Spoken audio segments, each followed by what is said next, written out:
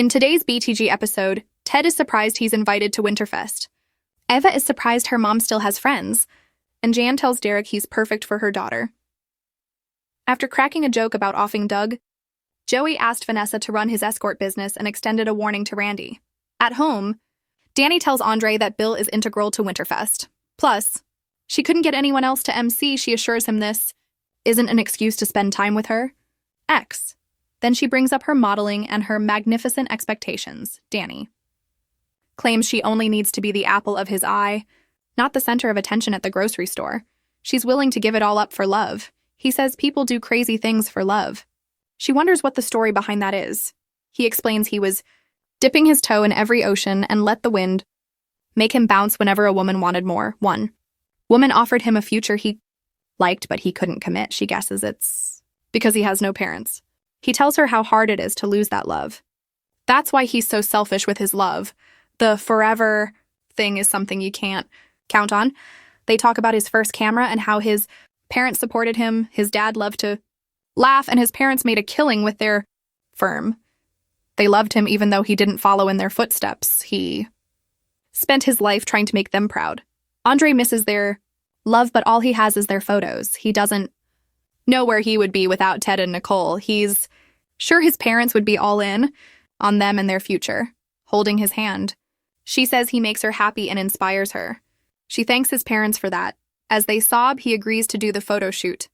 She's a superstar and he wants to share the spotlight. His mom had a list of causes and he wants to donate the money from the shoot to one of them. She suggests they set up a foundation in his father's name. He thinks that's a great idea.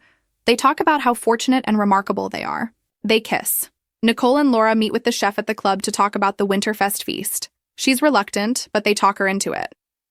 Once the chef departs, Ted pops up and is surprised to hear he's on the Winterfest guest list. Laura leaves them alone, and they chat. He assures her wild horses couldn't keep him away from Winterfest. They talk about how much they love Winterfest. It's Ted's favorite holiday.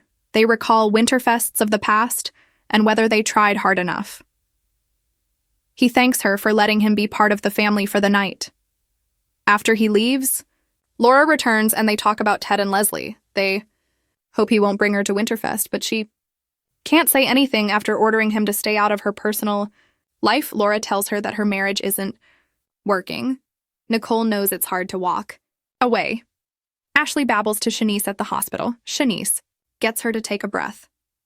Ashley wonders why Derek is in such a hurry to get married. Shanice gives her a pep talk and wonders why she is second-guessing herself. Ashley says forever is a long time and people change.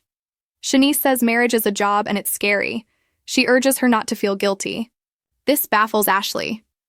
Shanice flashes back to realizing Derek has feelings in his legs. She urges Ashley to give herself a break, since everyone tells white lies. Ashley claims Derek never does. At home, Derek thinks about how he nearly lost Ashley to Andre. He tries to stand but falls over. He gets back in the chair. As Jan arrives with bags of food, she offers him advice.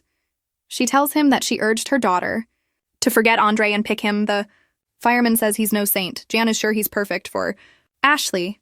Derek couldn't be happier to marry into her family. Once she leaves, he manages to stand up. Shanice calls him to say he'd better tell Ashley his news soon. Ashley walks in and gasps to see him. Standing, she's amazed by the miracle and hugs him before helping him sit down. She's impressed by how strong he is. You don't go from paralysis to standing. He must have been feeling something before.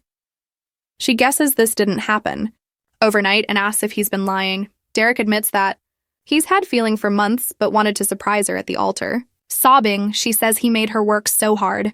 He knows he should have told her. It was a mistake. She gotta forgive him. There's nothing he wouldn't do for her, a voice in her. Head is telling her he was manipulating her to keep her from Andre. Derek doesn't know what he was thinking. She can't handle this and yelps that she doesn't even know him and worries she's been lying to herself. They can't get through this. She walks out. Leslie and Eva arrive at Orphe Jeans. Leslie complains about the nasty waitress. Her daughter talks about how new she feels since Ted forgave them. Eva doesn't want anything to mess up the relationship they are building. It will be baby steps. Her mom tells her to see the big future that will blossom. Leslie is still determined to get Ted for herself. She urges her daughter to get all she's got.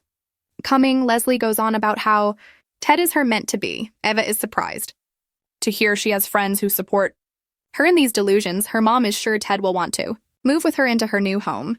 She's determined to get back the love that created Eva. Leslie talks about how you have to stalk what you want and then bring it home. Ted shows up.